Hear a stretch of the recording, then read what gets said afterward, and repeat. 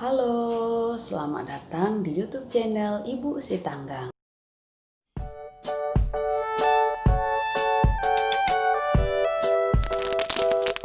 Belajar IPS itu seru dan asik.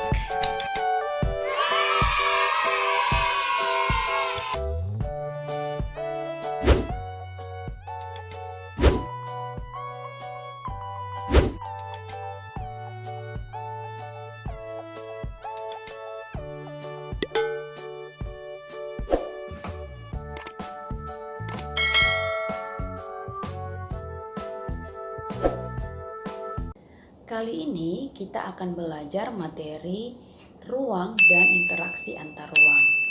Tapi sebelum mulai, Ibu mau bertanya dulu. Apa penghasilan utama dari daerah kamu? Tentu saja, penghasilan utama dari setiap daerah itu berbeda-beda. Ada yang penghasilan utamanya sayur, ikan, kelapa sawit, dan lain-lain. Suatu daerah pasti membutuhkan daerah lain, karena setiap daerah memiliki ciri khas tertentu atau karakteristik tertentu. Contohnya, daerah A adalah penghasil sayuran dan daerah B penghasil ikan. Daerah A akan membutuhkan ikan dari daerah B dan sebaliknya daerah B akan membutuhkan sayuran dari daerah A. Bagaimana caranya agar daerah A bisa mendapatkan ikan dari daerah B? Begitu juga sebaliknya, daerah B bisa mendapatkan sayuran dari daerah A. Ayo, siapa yang bisa jawab? Ya, tepat sekali. Caranya adalah melalui aktivitas perdagangan. Melalui perdagangan, maka suatu daerah akan bisa mendapatkan barang yang berbeda dari daerah lain. Dengan adanya perdagangan inilah, maka akan terjadi interaksi antar ruang.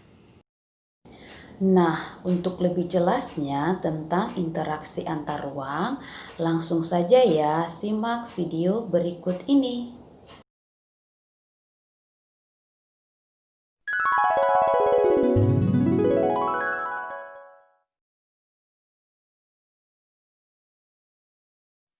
Ruang adalah tempat di permukaan bumi yang digunakan makhluk hidup untuk tinggal. Contohnya, hutan adalah ruang untuk hewan, laut adalah ruang untuk ikan, udara adalah ruang untuk burung, kelas adalah ruang untuk siswa, dan rumah adalah ruang untuk keluarga tercinta.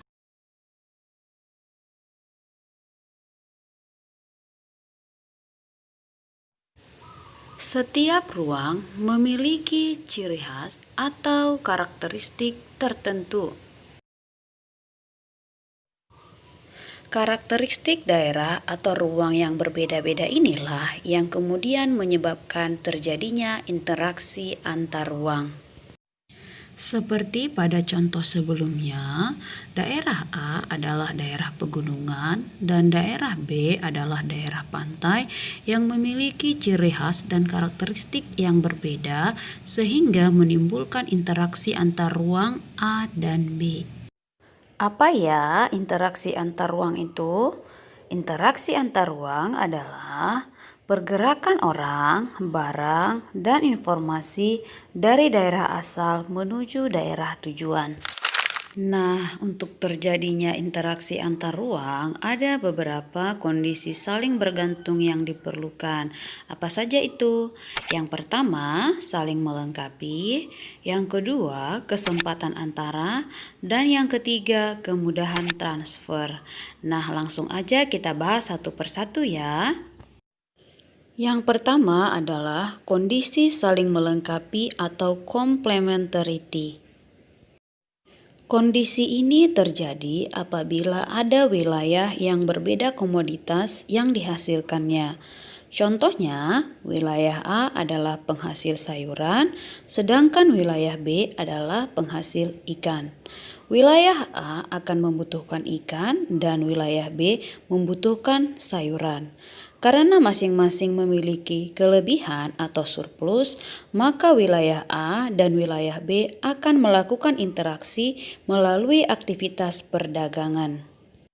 Yang kedua, kesempatan antara atau disebut juga intervening opportunity. Kesempatan antara merupakan suatu lokasi yang menawarkan alternatif lebih baik sebagai tempat asal maupun tempat tujuan. Jika seseorang akan membeli suatu produk, tentu saja ia akan memperhatikan faktor jarak dan biaya untuk memperoleh produk tersebut. Contohnya, wilayah A adalah penghasil sayuran, wilayah B dan C adalah penghasil ikan. Wilayah A lebih dekat jaraknya ke wilayah C daripada ke wilayah B, maka wilayah A akan membeli ikan dari wilayah C, sehingga interaksi antara wilayah A dan wilayah B akan melemah, dan interaksi antara wilayah A dan wilayah C akan menguat. Yang ketiga adalah kemudahan transfer atau transferability. Ketika terjadi interaksi, biaya yang dikeluarkan untuk terjadinya interaksi tersebut harus lebih rendah dibandingkan dengan keuntungan yang diperoleh. Jika biaya tersebut terlalu tinggi dibandingkan dengan keuntungannya, maka interaksi antar ruang tidak akan terjadi. Kemudahan transfer dan biaya yang diperlukan juga sangat tergantung pada ketersediaan infrastruktur. Contohnya, seseorang akan menjual sayuran dari wilayah A ke wilayah B, tetapi jalan menuju wilayah B mengalami kerusakan sehingga tidak bisa dilalui. Akibatnya, orang tersebut tidak jadi menjual sayuran ke wilayah B. Sekian materi ruang dan interaksi antar ruang. Sampai bertemu di materi selanjutnya.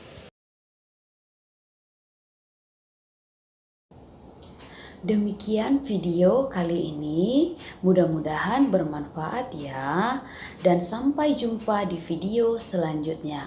Apabila ada yang ingin kamu tanyakan, silahkan tinggalkan pertanyaan di kolom komentar ya. Terima kasih, sampai jumpa.